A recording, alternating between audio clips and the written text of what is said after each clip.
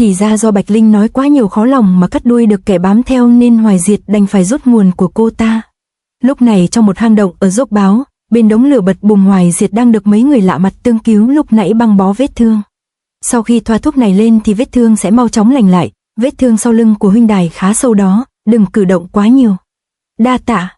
Hoài Không và đám người này vốn chưa hề quen biết, nhưng bọn họ lại ân cần chăm sóc cho anh ta như vậy làm Hoài Không cảm kích lắm luôn. Không có gì mà phải cảm ơn đâu, việc nhỏ ấy mà, huynh đài hãy mau vận công điều khí, bọn ta sẽ ở ngoài trông chừng dùng cho. Người đầu hói nói chưa dứt câu thì bên ngoài đã có tiếng bước chân người đến gần. Ô, là kẻ nào? Không cần biết kẻ đến là hai người hói đầu lập tức phóng chùy thủ ra tập kích ngay, kẻ tới không chút hoang mang chỉ với một cái phẩy tay đã đánh văng thanh chùy thủ xuống đất. Là huynh đó ư? Hoài không cần nhìn ra, chỉ cần cảm khí lực mà người này tỏa ra đã biết đó là Hoài Diệt. Hoài Diệt vừa bước tới cửa động lập tức buông lời thoá mạ Hoài Không ngay. Hoài Không, đệ dám phản bội lại sư môn, sư phụ phái ta tới đây là để bắt đệ mang về kết tội. Nụ cười tà dị nửa miệng thường thấy của Hoài Diệt giờ đây không còn nữa, mà thay vào đó là sự nghiêm nghị nặng nề đến đáng sợ. Hoài Không thấy tình hình có vẻ nghiêm trọng thì đưa tay nắm lấy tuyệt thế hảo kiếm rồi đứng dậy nói. Huynh sai rồi đó, người mà huynh gọi là sư phụ đó lại không phải là sư phụ, hắn ta là anh em sinh đôi với sư phụ của chúng ta, hắn có tên thật là Thiết Cuồng Đồ, còn sư phụ thật vừa bị hắn ta đăng xuất rồi. Đừng có lằng nhằng, muốn giải thích thì hãy theo ta về giải thích với anh già ở nhà. Thấy Hoài Diệt không tin lời của mình mà một mực ép mình phải về quy án, Hoài Không bực dọc nói lớn. Không, tuyệt thế hảo kiếm quyết không thể rơi vào tay của tên Thiết Cuồng Đồ đó, nếu không võ lâm sẽ xảy ra nhiều chuyện sóng gió, đệ sẽ không cùng huynh trở về đâu.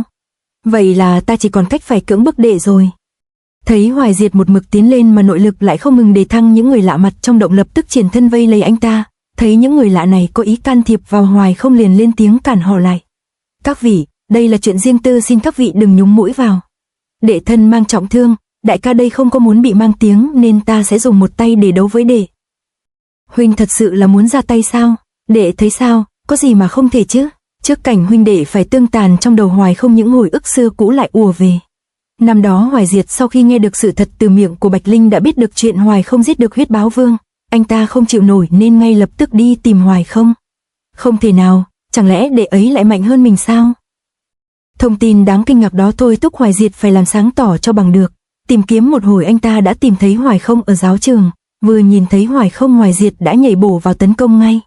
Hoài Không, hãy tiếp một chiêu của ta đi. Là đại ca. Hoài Không lúc này đang tập gym ở đây, thấy Hoài Diệt hùng hổ như con nghe ngứa sừng lao tới thì cũng chả hiểu là có chuyện gì. Hoài Diệt vì thế cứ thoải mái thẳng tay mà táng thẳng vào mặt của Hoài Không. Tại sao lại không đánh trả? Đệ thật không hiểu ý của huynh là gì, tại sao đệ phải đánh trả huynh chứ? Được, đệ đứng dậy đi, đại ca muốn khiêu chiến với đệ. Đại ca đang đùa đấy à? Bớt nhảm và nhí đi, tập trung mà tiếp chiêu này. Hoài Không tính tình ôn hòa nên dù bị đánh vô cớ vẫn không hề tỏ ra nóng giận, còn Hoài Diệt thì lúc nào cũng như thùng thuốc súng sẵn sàng xì khói phát nổ bất cứ lúc nào. Hoài Diệt lao vào tấn công Hoài Không tới tấp, nhưng Hoài Không chỉ thủ không công. Sao chỉ lo đỡ mà không tấn công đi? Võ công của huynh hơn đệ thì đệ sao mà đánh lại được chứ? Hừ, đệ còn gạt ta sao? Đệ là không muốn đấu, chưa dốc hết sức ra. Sau cú cực mạnh làm Hoài Không té nhào, Hoài Diệt vẫn chịu buông tha mà tiếp tục công lên. Hoài Không chỉ lui không phản kích làm Hoài Diệt càng thêm nộ. Một chiêu phá điện thế cuồng mãnh được Hoài Diệt sử ra như muốn tuyệt tình huynh đệ. Bạch Linh đứng ngoài xem khi thấy Hoài Diệt sử dụng chiêu này thì hoảng hốt vô cùng, cô ta liền la lớn hướng về Hoài Không. Chiêu này cực nặng, phải đánh trả nếu không sẽ gặp nguy hiểm đó.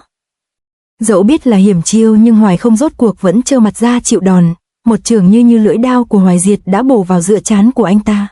Hừ, chỉ cần nhấn sâu thêm tí tị nữa là ta đã lấy mạng của đệ rồi.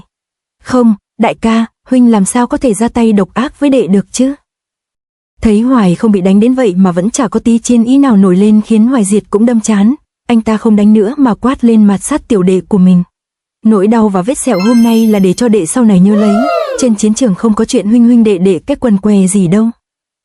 Thoát cái đã, mười mấy năm hôm nay lịch sử lại tái diễn một trận đấu nữa giữa hai người. Hoài Diệt vẫn ra tay rất nhiệt tình, không những thế anh ta còn dùng phá điện thế chiêu thức mà năm xưa đã dùng. Đây là chiêu khiến Hoài Không khắc cốt ghi tâm, sau bao năm giờ đây với tu vị của Hoài Diệt phá điện thế còn hiểm còn mạnh hơn xưa rất nhiều. Anh ta dùng chiêu này tựa như muốn nói với Hoài Không rằng, đã đứng trên chiến trường thì cho dù có là huynh đệ thì cũng không thể dung tình. Hoài Không tựa như đã hiểu đạo lý này nên anh ta cuối cùng cũng đã đưa kiếm lên phản kháng, nhưng chiêu thế đi qua trên gương mặt của Hoài Diệt vẫn chỉ là sự thất vọng. Không thể nào, tới nước này rồi mà đệ vẫn còn nương sức với ta, tại sao lại thế? Thì ra Hoài Không vung kiếm lên là để cho có, đường kiếm vô hại đó chém vào hư không, còn anh ta lại trúng thêm một trường vào bả vai tóe máu. Hoài Không kiệt sức khuỵu xuống thều thào. Từ trước tới nay hai ta vẫn là huynh đệ ruột thịt, không nên để thủ túc tương tàn như loài dã thú. Huynh đệ, vì hai chữ này mà đệ quyết không dốc hết sức ra đấu với ta, đệ luôn cố ý nhường nhịn ta. Nghe lời hay ý đẹp của Hoài Không, Hoài Diệt chẳng chút cảm kích mà còn la lối lớn tiếng. Đại ca, nhân tình, tri kỷ hay bằng hữu, những mối quan hệ đó đều có thể thay đổi, nhưng huynh đệ là do số mệnh sinh ra, chẳng có nhẽ huynh không biết câu một giọt máu đào hơn ao nước lã sao chứ? Nhảm nhí hết sức, đối với ta đệ nhường ta là đang xỉ vả nhục mạ ta, đệ còn không đánh trả thì ta sẽ lấy mạng của đệ. Vừa quát tháo Hoài Diệt vừa tung thẳng một trường vào đầu của Hoài Không. Hoài Không không phải không biết chiêu này không đỡ là chết, nhưng anh ta vẫn một mực cứng đầu. Nếu để huynh đệ tương tàn, vậy thì đệ thả chết dưới tay huynh. Chủ nhân, dù sao cũng là huynh đệ của ngài, xin hãy nương tay. Tên đầu hói thấy Hoài Diệt ra tay không chút bảo lưu thì vội quỳ thụp xuống van nài.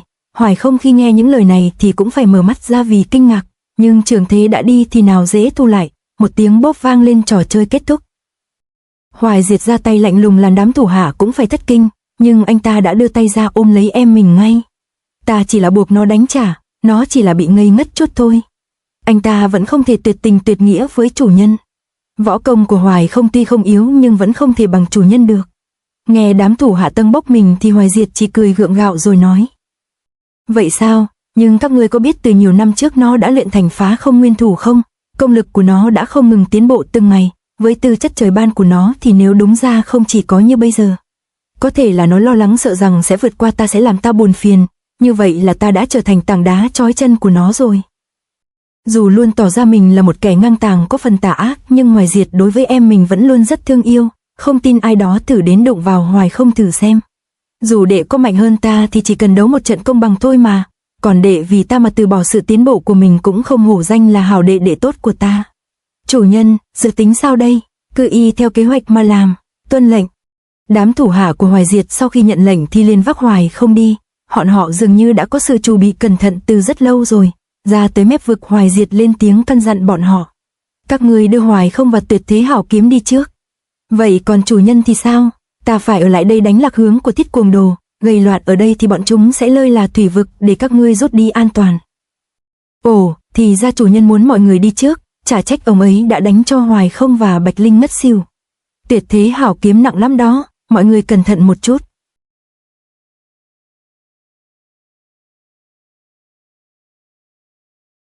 To be continued.